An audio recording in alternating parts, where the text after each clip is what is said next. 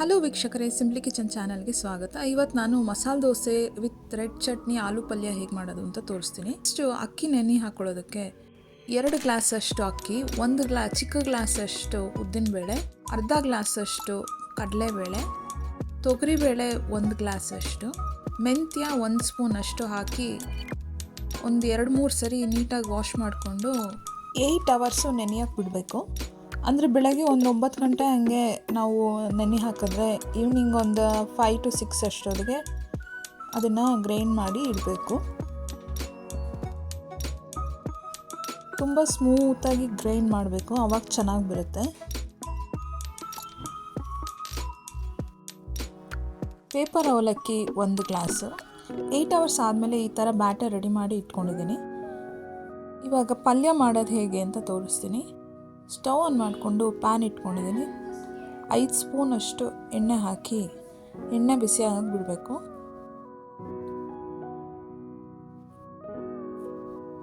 ಈಗ ಒಗ್ಗರಣೆ ಮಾಡಬೇಕು. ಎಣ್ಣೆ ಬಿಸಿ ಆದಮೇಲೆ 2 ಈರುಳ್ಳಿನ ಸ್ಲೈಸ್ ಮಾಡಿ ಇಟ್ಕೊಂಡಿದ್ದೀನಿ, ಅಂದರೆ ಸಣ್ಣದಾಗಿ ಉದ್ದಕ್ಕೆ.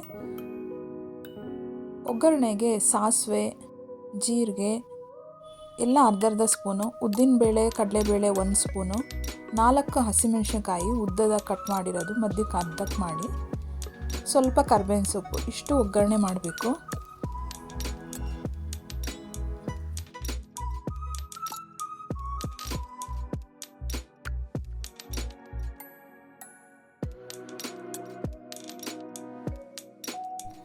ಈಗ ಸ್ಲೈಸ್ ಮಾಡಿ ಇಟ್ಕೊಂಡಿದ್ವಲ್ಲ ಈರುಳ್ಳಿ, ಅದನ್ನು ಹಾಕಬೇಕು, ಅಂದರೆ ಉದ್ದಕ್ಕೆ ಕಟ್ ಮಾಡ್ಕೊಂಡಿರೋದು.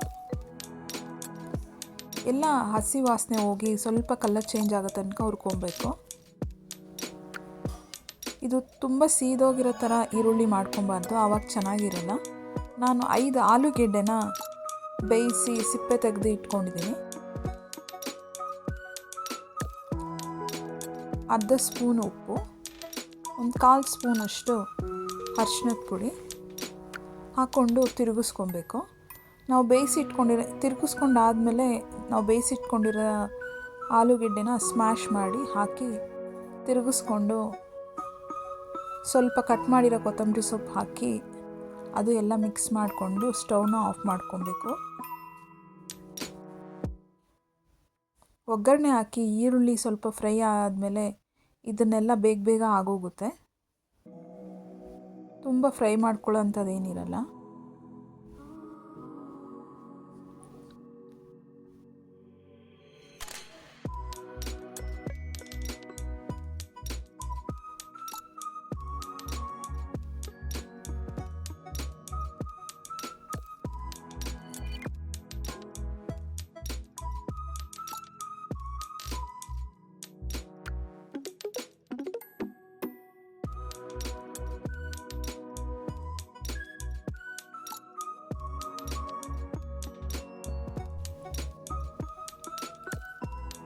ಕಟ್ ಮಾಡಿರೋ ಕೊತ್ತಂಬರಿ ಸೊಪ್ಪು ಹಾಕ್ತಿದ್ದೀನಿ.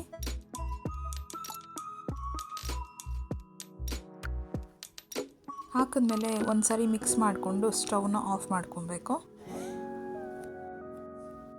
ಈಗ ಆಲೂ ಪಲ್ಯ ರೆಡಿಯಾಗಿದೆ.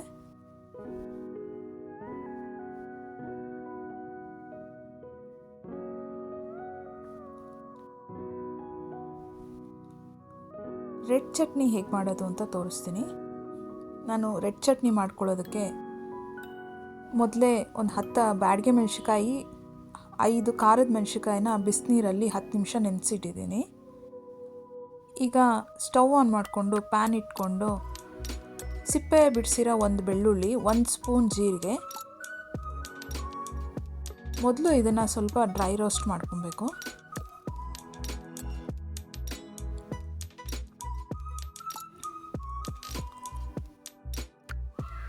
ಸ್ವಲ್ಪ 1-2 ಸರಿ ಹಾಗೆ ತಿರುಗಿಸ್ಕೊಂಡು ಈಗ ನಾವು ನೆನೆ ಹಾಕಿದ್ದ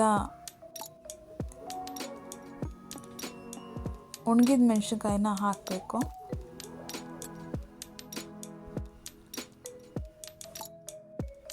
ಇದನ್ನು ಹಾಕಿದ್ಮೇಲೆ ಒಂದು ಸರಿ ಫ್ರೈ ಮಾಡಿಕೊಂಡು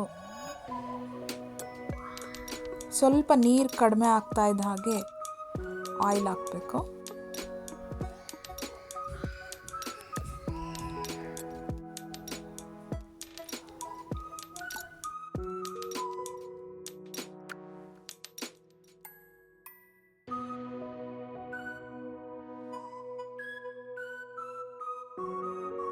ಈಗ 2 ಸ್ಪೂನಷ್ಟು ಆಯಿಲ್ ಹಾಕಿ ಫ್ರೈ ಮಾಡ್ಕೊಬೇಕು.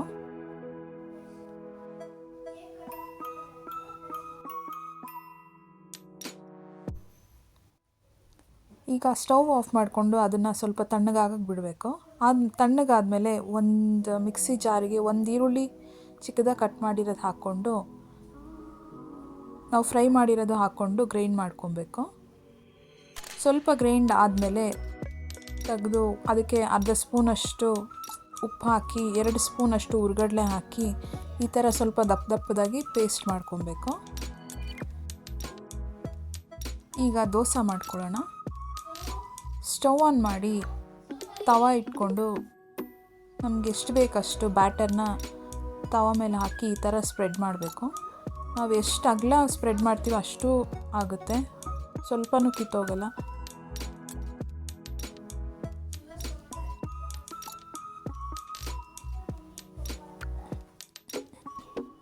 ಸ್ಟವ್ನ ತುಂಬ ಕಡಿಮೆನೂ ಮಾಡಬಾರ್ದು, ಜಾಸ್ತಿನೂ ಮೀಡಿಯಮ್ ಫ್ಲೇಮಲ್ಲಿ ಇಟ್ಕೊಬೇಕು. ತವ ಮೊದಲೇ ಚೆನ್ನಾಗಿ ಕಾದಿರಬೇಕು.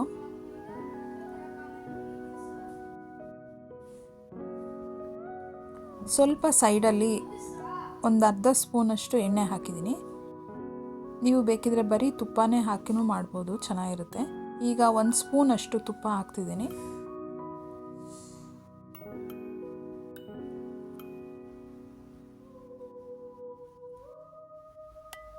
ನಾನು ಮೈಸೂರು ಸ್ಟೈಲಲ್ಲಿ ದೋಸೆ ಮಾಡೋದ್ರಿಂದ ನಾನು ತುಪ್ಪ ಹಾಕ್ತಿದ್ದೀನಿ. ನೀವು ಬೇಕಿದ್ರೆ ಬಟರು ಬೇಕಿದ್ರೂ ಯೂಸ್ ಮಾಡ್ಬೋದು. ಈಗ ನಾನು ಮಾಡಿಟ್ಕೊಂಡಿದ್ದ ರೆಡ್ ಚಟ್ನಿ ಹಾಕ್ತಿದ್ದೀನಿ. ಈ ರೆಡ್ ಚಟ್ನಿಗೆ ಈರುಳ್ಳಿ ಹಸಿದೇ ಹಾಕಬೇಕು, ಫ್ರೈ ಮಾಡಿ ಹಾಕಬಾರ್ದು. ಆಗ ಅದು ಘಮನೂ ಚೆನ್ನಾಗಿರುತ್ತೆ, ಟೇಸ್ಟು ಚೆನ್ನಾಗಿರುತ್ತೆ. ಈಗ ಮಾಡಿಟ್ಕೊಂಡಿದ್ದ ಆಲೂ ಪಲ್ಯ ಹಾಕಿದ್ದೀನಿ 1 ಸ್ಪೂನಷ್ಟು.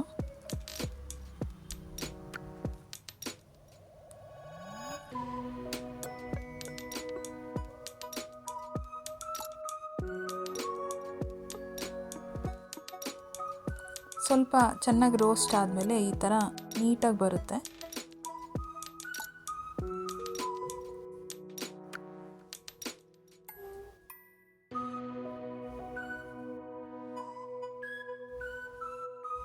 ಈಗ ಮೈಸೂರು ಸ್ಟೈಲಲ್ಲಿ ಮಸಾಲೆ ದೋಸೆ ರೆಡಿಯಾಗಿದೆ. ಬಿಸಿಯಾಗಿ ಸರ್ವ್ ಮಾಡಿ. ನಾನು ತೋರಿಸಿರೋ ನಿಮ್ಗೆ ಇಷ್ಟ ಆದರೆ ಲೈಕ್ ಮಾಡಿ, ಸಬ್ಸ್ಕ್ರೈಬ್ ಮಾಡಿ. Thank you for watching.